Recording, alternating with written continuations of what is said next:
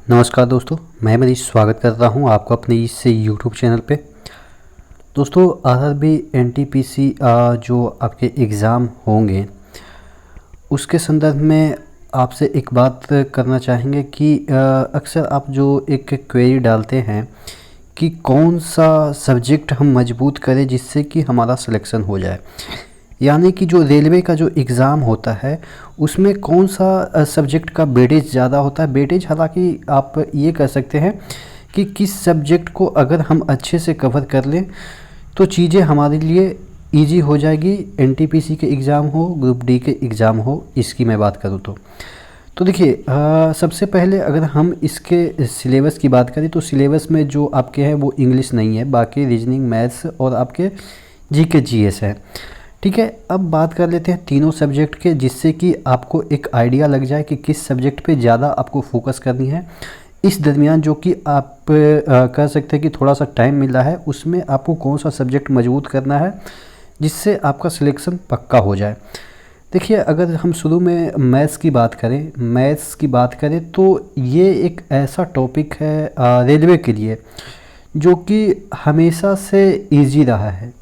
यानी कि अगर आप कुछ भी नहीं पढ़ते हैं मैथ्स में और आप जीरो लेवल के हैं और आप मिनिमम 2 या 3 महीना मेहनत कर देते हैं, कुछ भी नहीं जानते हैं, आप सपोज 12th पास किए हैं या 10th पास किए हैं या ग्रेजुएशन पास किए हैं और आपको कंपटीशन के मैथ्स हैं उसके बारे में ABCD भी नहीं पता। मतलब ये ABCD का मतलब ये कि आपको इसमें जो ट्रिगोमेट्री तो हालांकि बहुत कम पूछा जाता है एडवांस में। अर्थमेटिक है, अर्थमेटिक में परसेंटेज है, उसमें किस तरह से शॉर्ट तरीके से हम बनाते हैं, कुछ भी नहीं पता है। फिर भी अगर आप 2-3 महीने मेहनत कर देते हैं, मेहनत क्या मतलब जनरल चीज़ें पढ़ते हैं, तो आपका मैथ्स लगभग ठीक ठाक हो जाएगा। ठीक है, यानी कि इतना कम लेवल है।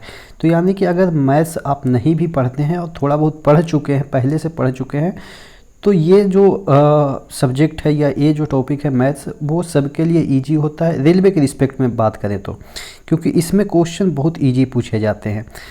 तो इस पे आपको फोकस नहीं करनी है इन द सेंस कि ज़्यादा फोकस नहीं करनी है, क्योंकि ये चीज़ें आपको आसानी से हो जाएगा अगर थोड़ा सा भी आपने ध्यान से 10th तक पढ़ा है। तो बात कर लेते हैं दूसरा जो सब्जेक्ट है वो आपके रीजनिंग। पहले रीजनिंग का जो लेवल था वो एकदम से मैथ्स से भी लो था, हालांकि अब थोड़ा सा जो रीजनिंग का लेवल है वो थोड़ा सा बढ़ाया, लेकिन उसमें भी सभी टॉपिक पे नहीं बढ़ाया है।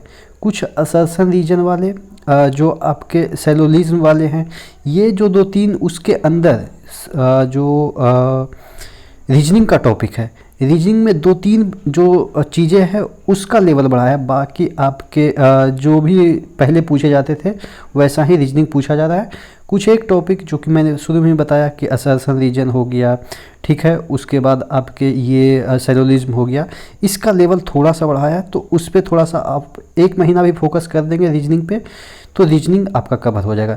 यानी कि आपको ये दोनों टॉपिक पे उतना फोकस नहीं करनी है जितना कि और भी एग्ज़ामों में हम इन दोनों टॉपिक पे करते हैं, क्योंकि ये जो 2 टॉपिक है या आप कह सकते हैं सब्जेक्ट है रीजनिंग और मैथ्स, काफ़ी इम्पोर्टेंट हो जाता है अदर एग्ज़ाम के लिए। लेकिन रेलवे में ये जो दोनों टॉपिक है वो एवरेज पूछे जाते हैं। इसमें एवरेज बच्चे अच्छे स्कोर, अगर 30 नंबर का कहीं पूछा जा रहा है या 40 नंबर का, 30 नंबर का पूछा जा रहा है तो एवरेज बच्चे 25 तो कर ही सकते हैं, जो कि सिंसियर होकर पढ़ते हैं, यानी कि मगजमारी नहीं करते हैं। तो वो 30 में 25 तो मिनिमम कर सकते हैं और इसमें ज़्यादा टाइम भी नहीं लगता है। तो ये 2 सब्जेक्ट आपके एकदम से एवरेज वाले होते हैं। तो सिलेक्शन कैसे करना, क्योंकि ये 2 जो सब्जेक्ट है वो सभी के लिए एवरेज है या सभी इसको इजी तरीके से कर लेते हैं। तो सिलेक्शन होता है आपके जीके जीएस पे।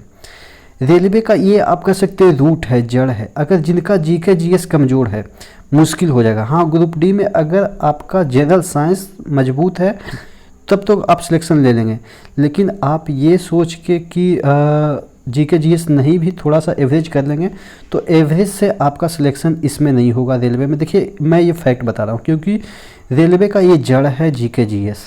आपने देखा होगा ग्रुप डी में जो जीएस है यानी कि जनरल साइंस है कितना इंपॉर्टेंस रखा था, उसमें मैथ्स रीजनिंग देखे होंगे उतना लेवल का नहीं था। हालांकि मैंने बताया था कि रीजनिंग में एक टॉपिक है जो सेलोलिज्म है या आपके असर्शन रीजन है, वो थोड़ा सा लेवल का आया था। बाकी आप उसके रीजनिंग को देखें या आप उसके मैथ्स को देखेंगे एकदम से इजी हलवा वाला था।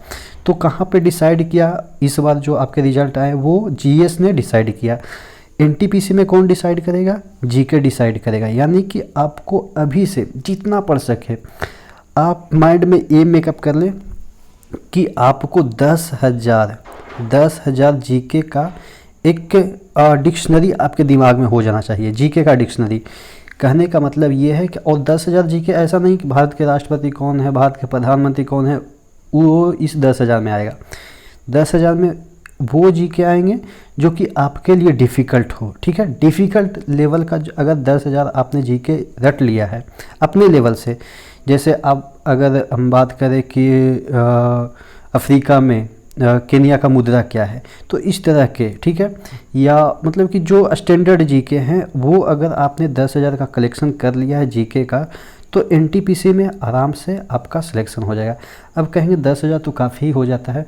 देखिए, आप अगर 100 क्वेश्चन डेली भी रटते हैं ना, तो आप देख लेंगे कि 100 दिन में आपका 10,000 का कलेक्शन हो जाएगा। ठीक है, तो अभी तो बहुत दिन है।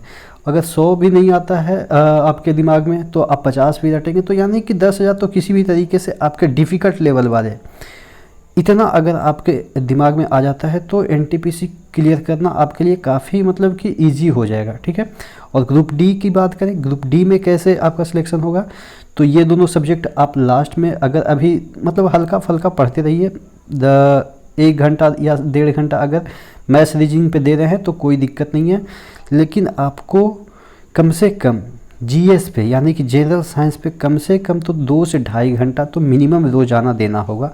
अगर आपका कमज़ोर है तो, अगर अच्छा खासा है, आपने अच्छे खासे से 10th तक पढ़ा है जनरल साइंस या आपने साइंस पढ़ी है, तो 1 घंटा इसको भी दे देंगे ना, तो ग्रुप डी आराम से निकल जाएगा। इतनी खासी वैकेंसी है। तो टोटल इस वीडियो में यही जिस्ट पॉइंट है कि आपका रेलवे का एग्ज़ाम तभी क्लियर होगा जब आपके जीके जीएस मजबूत होंगे।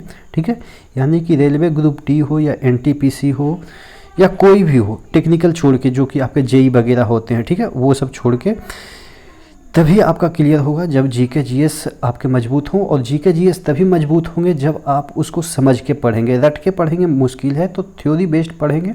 ठीक है, एक एक चीज़ों पे क्या, कैसे, कब, ये सब चीज़ें क्वेश्चन करने का आपके दिमाग में ये क्षमता होनी चाहिए। अगर आपने कोई भी क्वेश्चन देखा तो उसके बारे में 2-4 चीज़ें और सर्च कीजिए। इंटरनेट पे इतना सुविधा है, इंटरनेट पे समझ में नहीं आता है उसके लैंग्वेज को, आप यूट्यूब पे वीडियो सर्च कीजिए, वीडियो के थ्रू आपको बहुत सारे लोग समझा देंगे। ठीक है, तो इस तरह से आप एनटीपीसी और ग्रुप डी का एग्ज़ाम निकाल सकते हैं। आशा करते हैं चीज़ें समझ में आई होगी। और भी आप क्या सोचते हैं कि किस तरह से आप एग्ज़ाम निकाल सकते हैं, आप अपना भी आइडिया या फीडबैक दे सकते हैं नीचे कमेंट बॉक्स में। आपके फीडबैक को हम अगले वीडियो में एनालाइज करके ज़रूर डिस्कस करेंगे। ठीक है, तो नेक्स्ट वीडियो मिलते हैं और आशा करते हैं आपका जो स्टडी है वो धीरे धीरे स्लो मोशन में भी चल रही होगी। ज़्यादा फास्ट भी करने की कोई ज़रूरत नहीं भाई, एकदम से स्लो कछुए के चाल से भी चलोगे ना भाई, ये सब एग्ज़ाम आपके आसानी से निकलेंगे। ठीक है, रोज़ाना 1 से 1.5 घंटा भी अभी दे रहे हो ना, तो आसानी से निकल जाएंगे। बस कंटिन्यूटी बनाए रखना। ठीक है, तो नेक्स्ट वीडियो मिलते हैं, तब तक के लिए धन्यवाद।